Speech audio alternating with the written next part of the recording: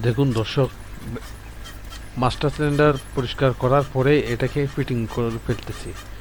আপনারা ঘরে বসে করতে পারবেন। এটা মাস্টার সিলিন্ডারকে পুরো খুলে এটাকে ভালোভাবে ডিজেল দিয়ে পরিষ্কার করে ফেলবেন। অকটেন দিয়ে না, ডিজেল দিয়ে পরিষ্কার করে আবার এটাকে পুনরায় ফিটিং করে ফেলবেন। ভিডিওটা দেখে আপনারাও নিজেরা করতে পারবেন। যখন ডাইস ব্লেডের মাস্টার সিলিন্ডারের সমস্যা হইলে কিংবা ব্রেকের সমস্যা হইলে এটা আপনারা নিজেরাই ঠিক করতে পারবেন। ভিডিওটা ধৈর্য ধরে পুরো দেখুন, তো বুঝতে পারবেন এবং শিখতে পারবেন। ভিডিওটা দেখতে থাকুন। এখন মাস্টার সিলিন্ডার এটা পুরো ফিটিং করা হয়ে গেছে, অল্প কিছু বাকি। এটা আমি কথা রেকর্ডিং করতেছি পরে, ভিডিও করার পরে এটা আমি এক্সট্রা ভয়েস দিতেছি, কারণ ওখানে চারিদিকে শব্দে মানুষের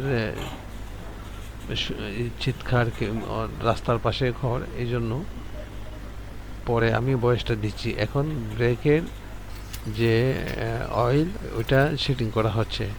এখন ব্রেক অয়েল সেটিং করতেছি।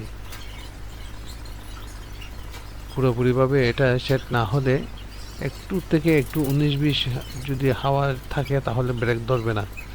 এই জন্য পারফেক্টলিভাবে দেখেন আমি একটা পাইপ এখানে লাগাইছি যাতে অয়েলটা উপরে উঠে, এই জন্য পাইপের মাধ্যমে এটা আমি লাগাইছিলাম। এখন ওকে হয়ে গেছে। এখন দেখবেন ব্রেক কিভাবে কাজ করে। এখন পুরো টাইট করে দিছি, দেওয়ার পরে জিনিসগুলো সরাচ্ছি, তারপর দেখেন। এখন মাস্টার সিলিন্ডারের মধ্যে আমি অয়েল দিচ্ছি, ওটা ব্রেক অয়েল দিয়ে পরিমাণ মতো ব্রেক অয়েল দিয়ে তারপরে এটা ঢাকনিটা বন্ধ করে দিব। দেখেন এখন ঢাকনিটা বন্ধ করা হচ্ছে।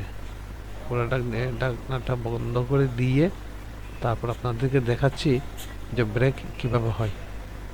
এটা আপনারা বাইরে গেলে অনেক টাকা নেবে, নিজেরা করলে টাকাগুলো সেভ হবে। আজকের জন্য ভিডিও এতটুকু।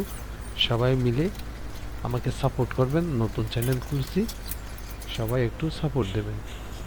এই যে দেখেন ব্রেক হচ্ছে কিনা, দেখছেন দারুণ ব্রেক হচ্ছে। চ্যানেলটা সাবস্ক্রাইব করে পাশে থাকবেন। আজকের জন্য আল্লাহ হাফেজ।